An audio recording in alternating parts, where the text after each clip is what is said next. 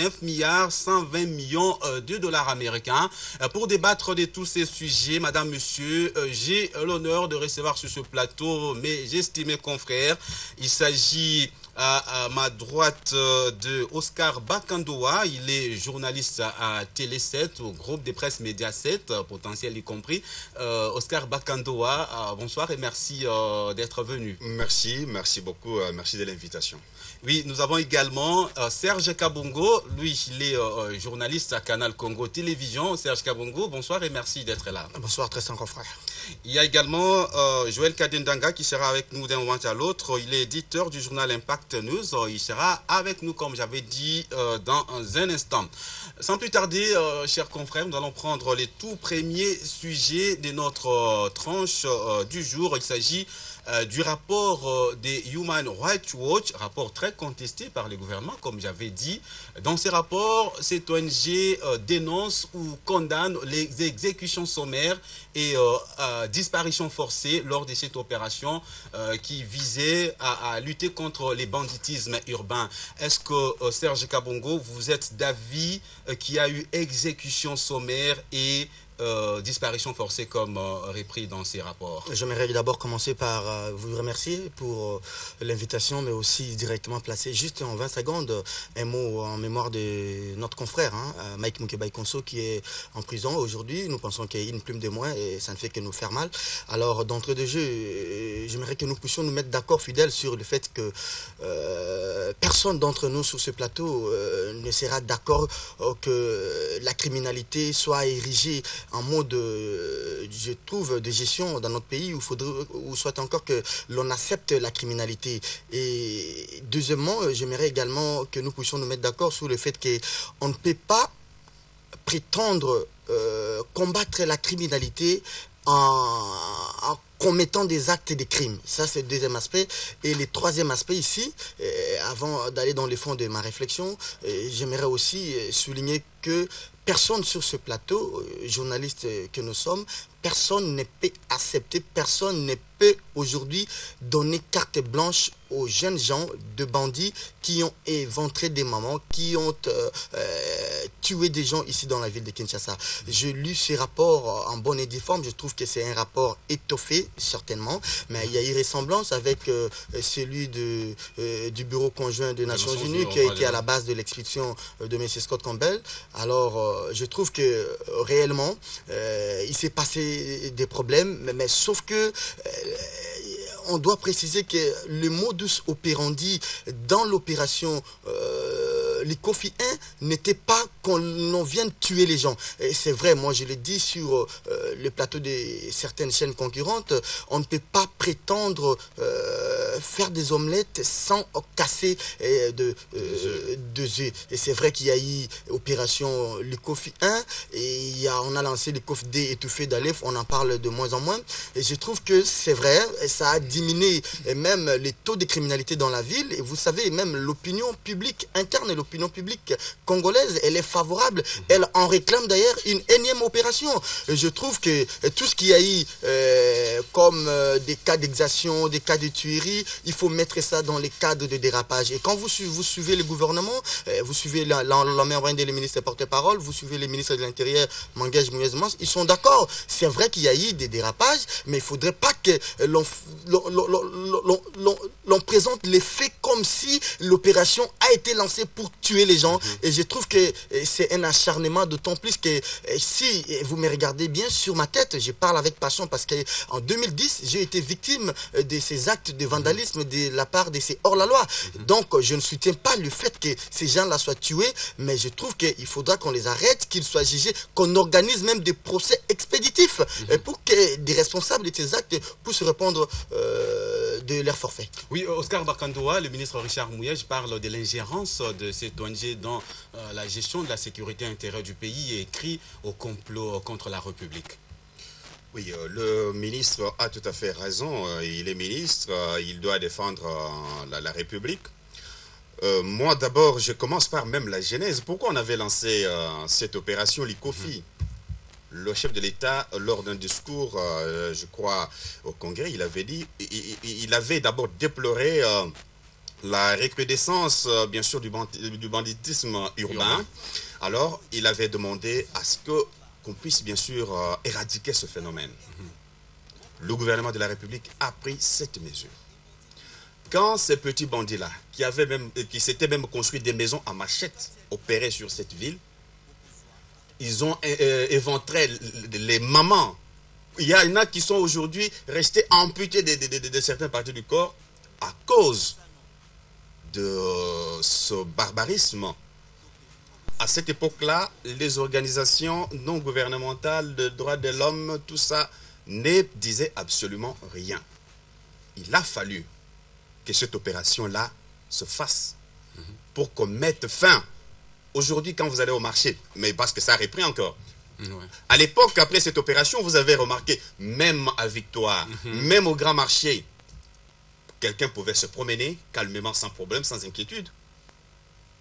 Alors qu'à l'époque, quand ces jeunes gens-là, qui se promènent avec des machettes, avec tout autre instrument pour donner la mort et vous ravir tout, c'était difficile. Alors, en ce qui concerne ce rapport, moi je me dis, il y a un certain acharnement sur le général Kanyama, Célestin Kanyama. C'est ce que moi je vois dans ce rapport. Il y a même cette demande même qu'on puisse suspendre le général vous savez, c'est qu'aux États-Unis par exemple, un individu qui touche à un policier, tu connais la sanction? On l'a bas sur place. C'est la peine de mort. Pourquoi ils ne peuvent pas aller en Syrie? Parce qu'en Syrie, on tue les gens tous les jours ici. Pourquoi ils ne font pas aussi des rapports sur ce qui se passe là-bas? Ils s'acharnent parce que nous sommes des petits peuples ou quoi? Non, non, non. Nous ne pouvons pas accepter. Au Congo ici, personne ne peut pas accepter que la République démocratique du Congo, que une ONG, qu'elle soit internationale ou pas, puisse venir donner quand même des injonctions. Non. Ailleurs, pourquoi on ne le fait pas? Seulement ici au Congo? Non. Non et non. Moi, je dis que le Congo, c'est notre pays. Nous devons aimer ce Congo. C'est nous-mêmes qui devons nous sécuriser. Parce que la sécurité ne viendra pas d'ailleurs. C'est nous-mêmes. Nous vivons avec des colons. Il faut leur dire. Ce qui nous manque ici chez nous d'abord, c'est cette culture d'éducation civique. On ne sait pas d'abord dire aux gens, il faut aimer le pays. On ne dit pas aux gens. Mais... Oui, Serge. Je vais ajouter quelque chose. Je trouve de plus important au-delà de ce que les confrères a dit tout à l'heure. L'autre face de cette opération Koulouna, à mon avis, opération Likofi, et s'il faut vraiment analyser avec froideur cette question, c'est la défaillance de notre système judiciaire. Pourquoi je dis ça? Vous vous souviendrez, fidèle, c'est que on a connu à l'époque le ministre Luiso Lobambi, aujourd'hui à la Cour constitutionnelle. Il a organisé des opérations du genre Boulou, Angenga, Osio. Mais vous voyez des jeunes gens traqués aujourd'hui, remis en justice demain, condamnés à 5-10 ans, mais 3 mois plus tard, libérés. C'est ça tout le problème, fidèle. J'aurais bien voulu que notre système judiciaire puisse se réconsidérer un peu dans cette question. Deuxième chose, je l'ai dit sur le plateau d'une chaîne, il faut faire attention. C'est vrai qu'on parle aujourd'hui complot, mais je ne suis pas tout à fait d'accord parce que les sorts des individus, les sorts du régime n'est pas lié au sort de la République comme les prétend mon très cher confrère. Il est libre de penser comme il veut. Mais simplement, j'ai fait une lecture rétrospective. Quand je lis l'histoire sobre quand on a tué des étudiants à Lubumbashi avec l'opération Lititimboka. Vous avez suivi quand l'Occident n'était plus en odeur de sainteté avec Mobutu. L'Occident a tout fait pour organiser des choses contre les régimes, mais la finalité c'était quoi? C'était de vouloir charger Mobutu, c'était de vouloir jeter en pâture l'économie. Et j'ai craint fort. Vous êtes d'avis que c'est une façon de charger les gouvernements ou les régimes des Kabila? Je dis ceci, vous savez, ce qu'ils font là, c'est d'abord, ils font ça pour déstabiliser le pays. Ça, c'est mon point de vue. Très bien. Et ils font ça pour déstabiliser le pays. D'abord, cet acharnement sur le commandant qui a bien sûr dirigé les opérations, le général Célestin Kanyama. Kanyama, est-ce qu'on l'a vu tuer?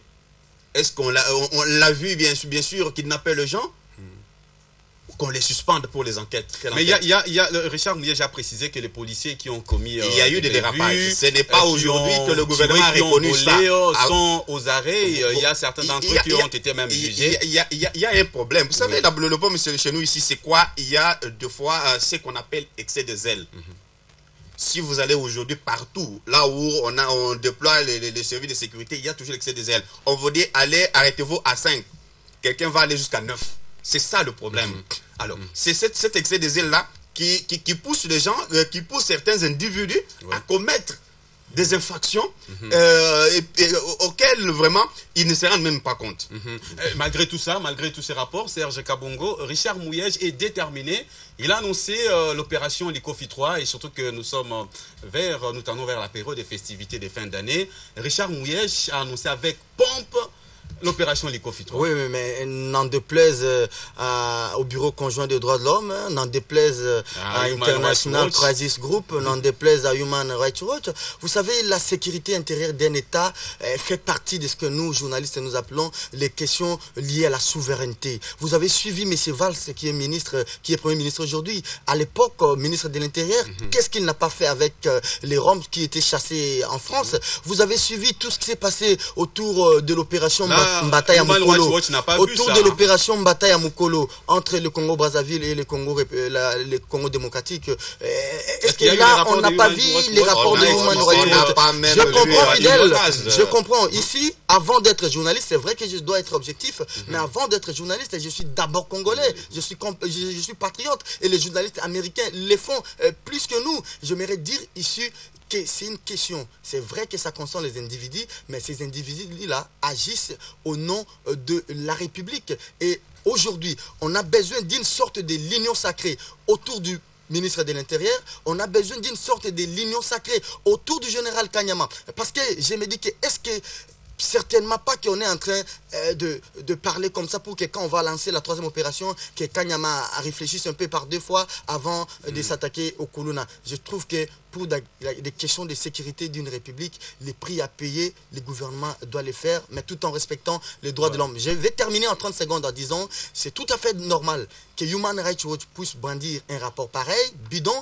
Je trouve que c'est tout à fait normal que International Crisis Group, demain ça sera peut-être la Fédération internationale des droits de l'homme, ils doivent justifier leur coupage. Ils sont payés, ils ont les financements pour ça. Exactement. Pourquoi dans ces rapports ils n'ont pas fait allusion aux victimes de ces colonnes-là? Parce qu'il y avait des victimes. Ils n'ont pas fait allusion à cela, ce sont des sous-hommes. À la fin de rapport-là, ils disent qu'ils soutiennent tous les efforts que déploie le gouvernement de la République démocratique du Congo dans le rétablissement de la paix, dans la sécurisation de tout. Mais c'est une flatterie après avoir chargé les gouvernements. Mais je suis certain que nous, d'abord Congolais, nous devons aimer ce pays. Ok? Il faut aimer le pays, il faut respecter toutes les lois du pays, les appliquer aussi, et je crois que cela pourra nous amener à un objectif précis que nous devons bien sûr atteindre. L'opération Likofi 3 qui sera bientôt je soutiens cette opération. Vous savez, c'est souvent à la fin de l'année. L'année passée, si on n'avait pas lancé cette opération, on n'aurait pas eu, bien sûr, les deux grandes fêtes qu'on célèbre. Moi, j'ai un témoignage dans les quartiers où j'habite. Voilà. Avant, c'était pratiquement impossible de rentrer à la maison vers 23h. Mais alors, l'opération, même je crois que les deux opérations qui ont été lancées, on a vu ce qui s'est passé. Ouais. Il y a eu tous ces rapports ici, tout ça. Mais je crois, le gouvernement, ceux qui pourront bien sûr exécuter cette opération, devront aussi tenir compte de toutes les observations qui ont été faites, et notamment l'excès des ailes. Merci. Alors, on vous envoie à les maîtriser. Il faut éradiquer tous ces individus qui sèment la terreur et la panique dans la population. Il faut vous limiter là. Il faut aussi interpeller nos ONG, parce qu'on doit savoir que Human Rights Watch, nulle part vous allez voir son bureau ou soit son antenne ici, vous ne verrez jamais les enquêteurs de International Crisis Group à Kinshasa, vous ne verrez jamais les enquêteurs de la Fédération des droits de l'homme. Ce sont nos organisations de droits de l'homme congolaises qui font tout cela et parfois qui induisent même en erreur ces ONG internationales. Ce sont des rapports de qui sais-je, Azado, bon excusez-moi je ne vais pas citer le nom des ONG ici, mais qui induisent pratiquement, quand vous lisez ces rapports, en erreur. Quand on dit que quelqu'un est mort, on sort ce messier, il est en prison. Mais il est en même temps mort et vivant. Voilà, merci chers confrères.